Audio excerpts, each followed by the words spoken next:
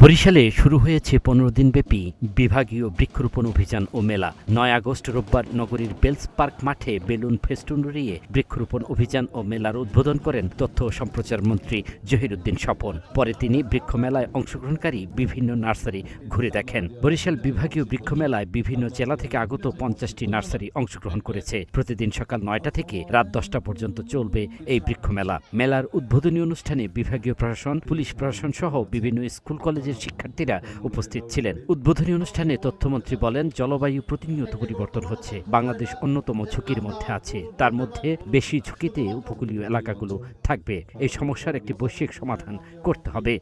আমাদের জলবায়ুর পরিবর্তনটা কেমন করে হচ্ছে, বৃষ্টির পরিমাণ, রোদের পরিমাণ, তাপের পরিমাণ এবং পানির উচ্চতা দিনকে দিন কিন্তু পরিবর্তিত হচ্ছে। আমাদেরকে জ্বালানি ব্যবহারের ক্ষেত্রে আমরা যদি সতর্ক না হই, কার্বন নিঃসরণের ব্যাপারে আমরা যদি সতর্ক না হই, পরিমিত না হই, সারা পৃথিবীব্যাপী যে কার্বন নিঃসরণ হয়, এই কার্বন নিঃসরণের কারণেই আমাদের এই তাপমাত্রা আমাদের বাসযোগ্য পরিস্থিতির বাইরে চলে যাচ্ছে। মানব জাতির বাস করার জন্য গ্রহ একটা, চাইলেই পৃথিবী ছেড়ে অন্য এক গ্রহ আমরা চলে যাব, এই পরিস্থিতি এখনো পর্যন্ত বিজ্ঞান তৈরি করতে পারেনি।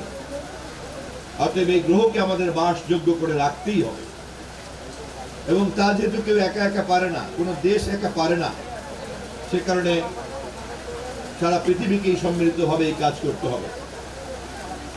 এবারের আন্তর্জাতিক আয়োজন কিছুদিনের মধ্যে ইস্তাম্বুলে অনুষ্ঠিত হতে যাচ্ছে, এবং দিনকে দিন কার্বন নিঃসরণ কমানোর জন্য যারা বেশি বেশি করে কার্বন নিঃসরণ করেন এমন দেশগুলিকে তারা বাধ্য করেছেন যাতে তারা ফসিল ফুয়েল, জীবাশ্ম জ্বালানি ব্যবহারকে কমিয়ে দেয় এবং নবায়নযোগ্য জ্বালানি, হাইড্রো পাওয়ার এবং সোলার পাওয়ারের উপরে যাতে আমরা আমাদের নির্ভরশীলতা করি। কারণ জীবাশ্ম জ্বালানি ব্যবহার করলেই কার্বন নিঃসরণের পরিমাণ বাড়ে এবং আমাদের তাপমাত্রা ব্যতিক্রম তৈরি হয় এবং আমাদের জলবায়ুর বাসযোগ্য চরিত্র নষ্ট হয়ে যায়। আমাদের নেতা জনাব তারেক রহমান শুধুমাত্রই এই মুহূর্তের সস্তা উন্নয়ন নিয়ে ব্যস্ত না, মেগা প্রজেক্ট দিয়ে দেশবাসীকে চমৎকৃত করার লক্ষ্যে উনি ধাবিত হন না।